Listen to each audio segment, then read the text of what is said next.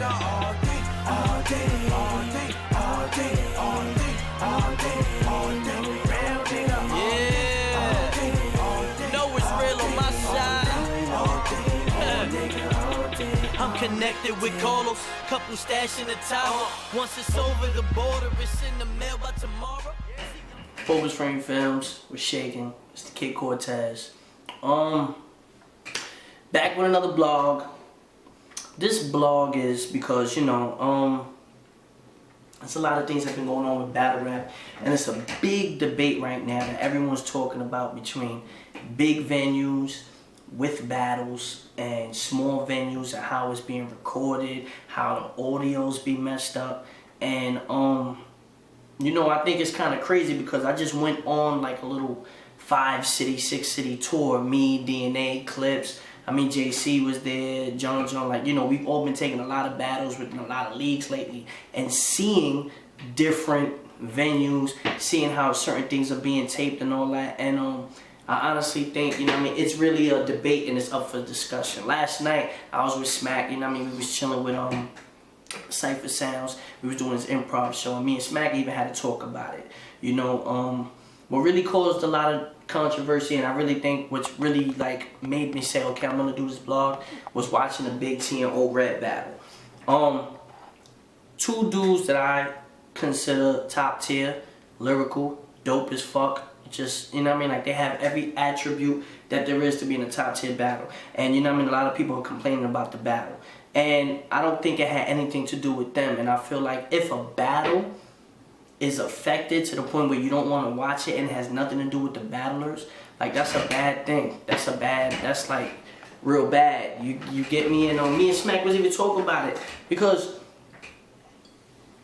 Summer Madness 3 was dope and everything, but it's just like, you have to understand something.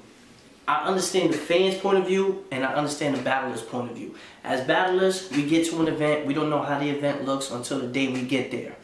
We get mic'd up moments before we get on stage, and we're expected to perform.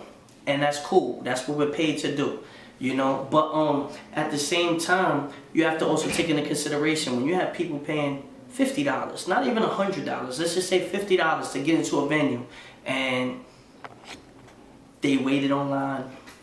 They did everything correctly. You know what I mean? The battles aren't running the way they are. And someone's just standing there for hours. People get antsy. People get, you know what I mean? Like they just get agitated. And then people start talking. When you got 1,000 or 2,000 people in one room, how do you expect two voices to maintain a whole room? It's just not gonna happen. Two people talking are not gonna dominate that room when you have thousands of people. Somebody's gonna say, yo, I spent $50 to get in this motherfucker. I'm gonna go to the bar when I wanna go to the bar. I'm gonna have a conversation when I want to. I'm gonna pick up the phone when I want to. These people are paying certain prices, and you know, especially in New York, niggas just be like, yo, son, I already paid to get in, son. I'm doing what the fuck I want. And it's like, there has to be a way where we start letting it be known, listen guys, we understand, you pay your money, you come. But at the same time, it's gotta be like a movie theater or something like that. Like, you know what I mean? There has to be certain rules and certain things that I think need to be inserted into the guidelines of like a battle rap event. I mean, you know, we have to have a lot more control over the crowd. Now, if the crowd is mad because two dudes are whack, then the two dudes are whack. I'm never saying you can't boo a nigga, because if a nigga's whack, he's whack.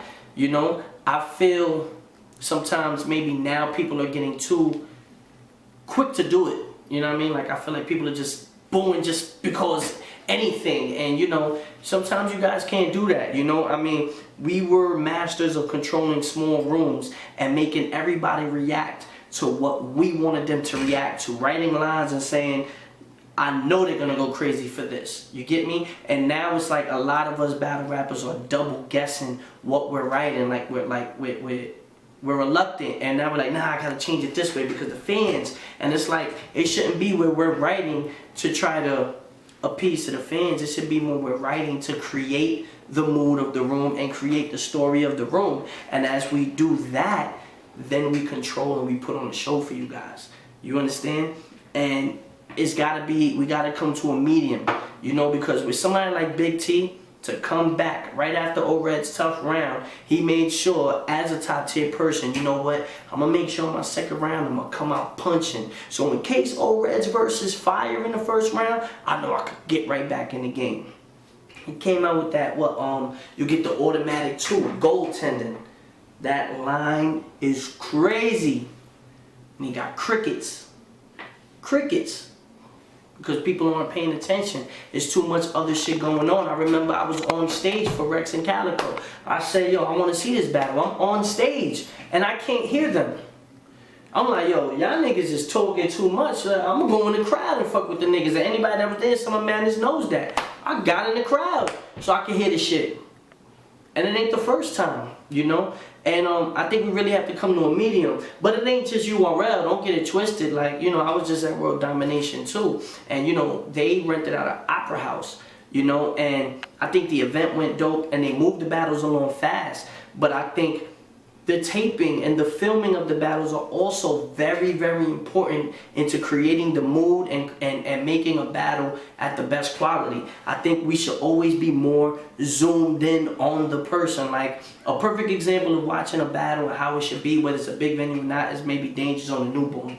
You know? It's not because of the editing, it's just because you're into each battler. You get what I'm saying? And back then, it used to be taped like that. You would tape the battler, the person that's rapping, zoom in on them, get their whole attitude, their meanings, their metaphors, their wittiness, their jokes, and then boom, okay, now let's see what he is. But now when you're filming it far away, you hear people talking in the crowds, the angles aren't always great, you don't know who the fuck you're looking at, and then the audio's not recorded correctly because of that.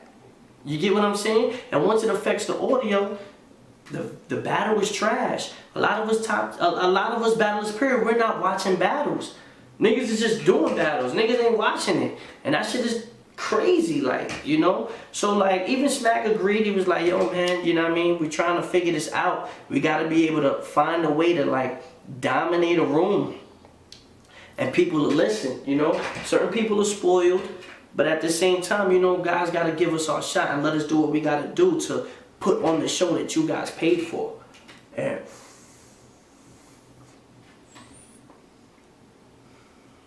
we got to do it that way. You get what I'm saying? It's got to be done that way. So I think small venues are much better. I just looked at like how certain things happen. And you could check it. Most of the known battle rappers in small rooms, they look incredible. And then in big rooms, you'd be like, it wasn't that crazy. And sometimes dudes slack, but then sometimes it's like, yo, I wrote crazy for this nigga. You know what I'm saying? And it just don't come out the same. And it's kind of fucked up. So, you know, I think as editors, I think the editors have to really figure out a way how to capture a big venue and capture the room and still at the same time get the person that's watching it on YouTube to really be intact with the battle and feel like we're a part of the battle, even when we're at home watching it on YouTube.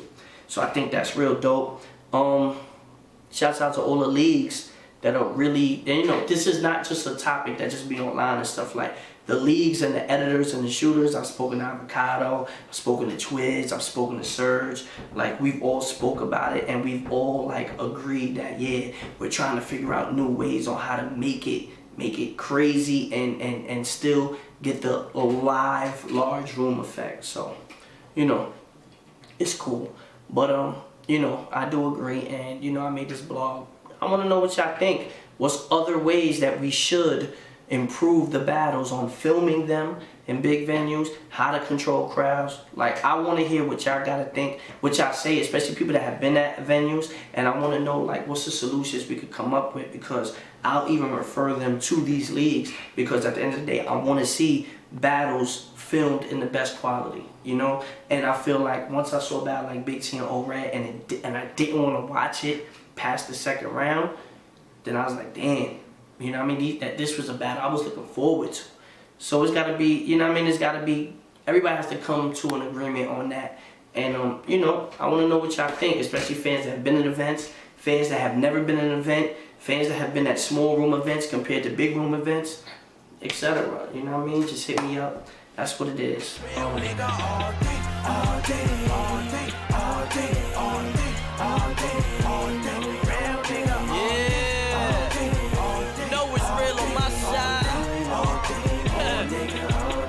I'm connected with Carlos, couple stash in the tower. Once it's over the border, it's in the mail by tomorrow.